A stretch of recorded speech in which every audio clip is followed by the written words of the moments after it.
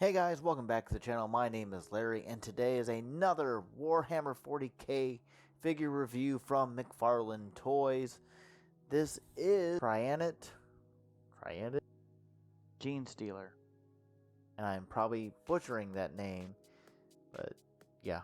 Again, I am not a big Warhammer fan. I have no idea what this is, but these are provided again by my friend Chris, who I work with, who's a big Warhammer guy. He paints the miniatures, he plays the game, probably also has played the video games, I'm pretty sure. Nice quick look at the packaging, which is really nice artwork. I love the designs on here. A very menacing looking creature.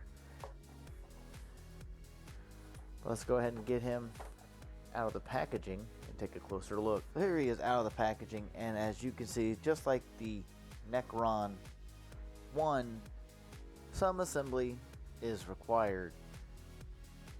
So we have his two left arms here we have to attach, and it's simple enough. It's just ball socket peg here. Now I don't believe it matters which arm goes where, because they look identical to me.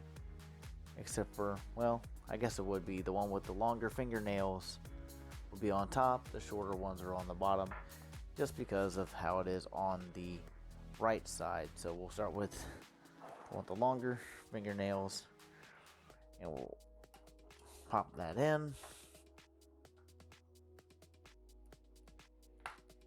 Like so, and they are really tight to get in, so be warned when you're first doing this. And then we'll go to the bottom. So if you have to, you can use the whole hair dryer method if you need to, or hot water, just to get them to be a bit more pliable. And here you go with all of his arms. Go ahead and take a quick deco look. And now this guy, he's got some nice paint apps on him. I mean, just the shading alone, bring out all that molded detail is insane. Each individual teeth are painted.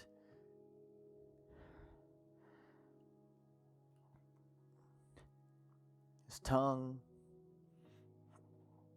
It's a lot of kind of light reddish, almost purplish looking shading on a lot of the detail. Now, not everywhere. There's obviously a lot of non-painted areas on this creature.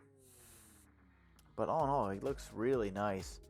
I mean, I'm not a Warhammer guy myself, so but I can appreciate the amount of detail that McFarlane's team did on painting this guy, with all the blood red on the fingernails here, on all of his hands.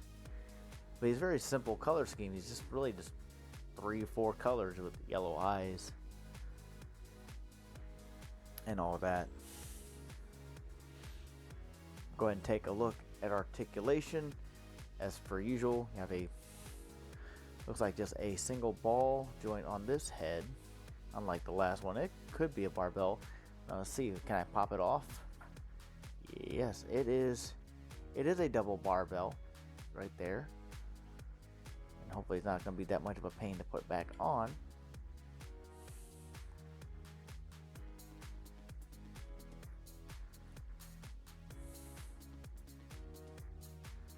Alright, so the head wasn't that much, or it wasn't that hard to put back on. We're going, so like I said, double barbell and the head.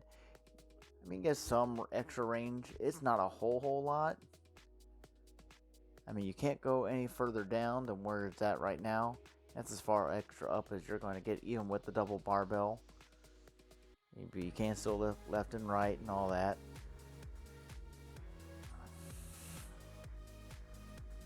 For the arms, as you can tell when we had to attach the left arm, it is a ball socket joint with a hinge.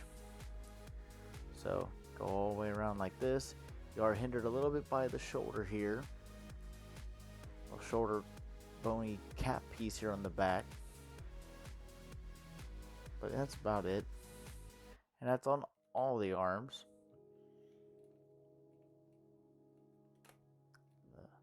The bottom ones have a bit harder of a ratchet, but it seems to be double jointed elbows, unlike the flayed one. And it is on all the arms. They're all double jointed. And then the wrist seems to be on a pivoting hinge, ball socket, so you can do all that, spin it around, go back and forth, kind of move it whichever way you want to have it. Gives you a good amount of range of motion in that sense. That is on all the hands. For your waist, now I don't think there's going to be a lot of articulation with the waist only because of how this back is, but luckily it's not attached to this part here, so let's see, you do get a bit of a crunch. It seems to be another one of those ball and socket joints on both ends, so at the top here underneath the rib cage and below here at the waist, so you get some decent range for some posability. As far back as you will go. This is as forward as you will go. As for legs, it's again same. It's like a ball with a hinge, the thigh here.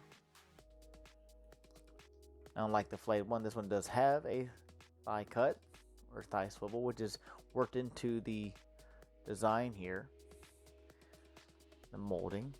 So you can. It's a bit tight to do, but you can do it.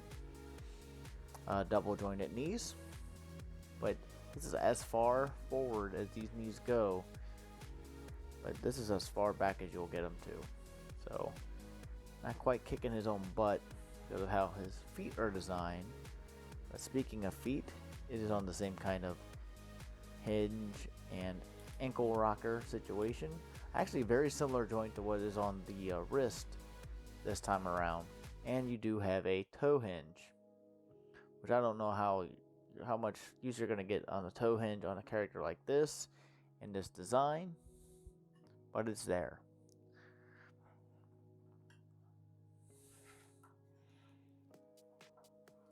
And of course, the only accessories, just like the Necron Flayed 1, is his little display base, which will help him stand and help you to display him without him tipping over, at least in certain situations, as of like this situation. He stands up pretty nice, and just like the Necron, the foot peg is a very tight fit, so it works really well, which keeps him really sturdy.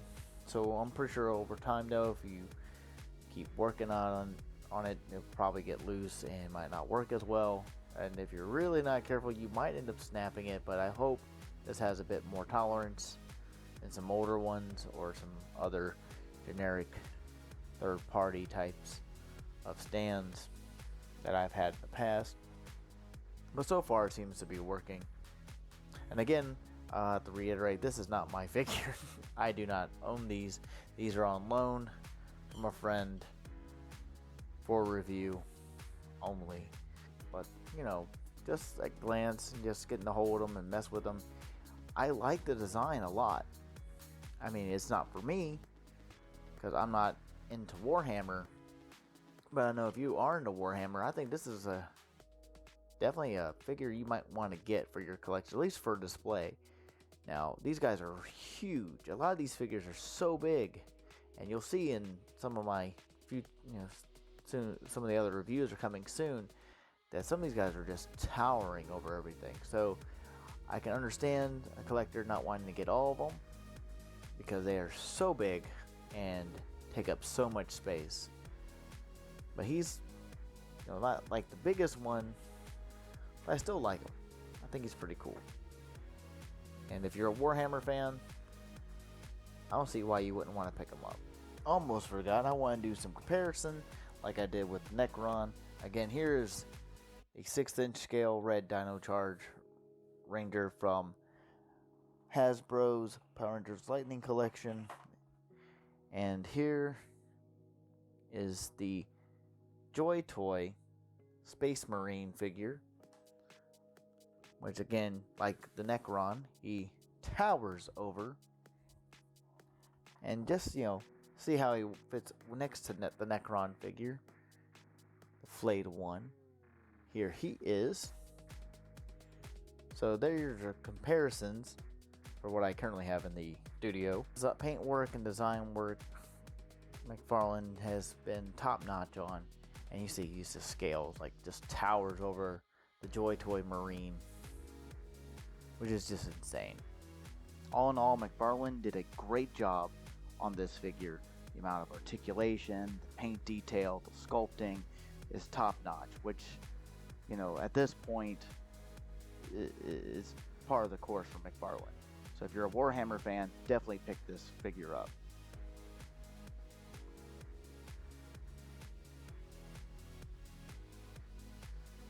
Thanks for watching. Please like and subscribe for more content coming soon. And until next time, peace out.